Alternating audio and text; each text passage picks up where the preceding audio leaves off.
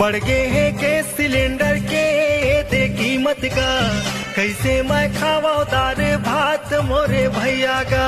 बढ़ गए हैं गैस सिलेंडर के दे कीमत का, कैसे मैं खावा दार भात मोरे भैया का।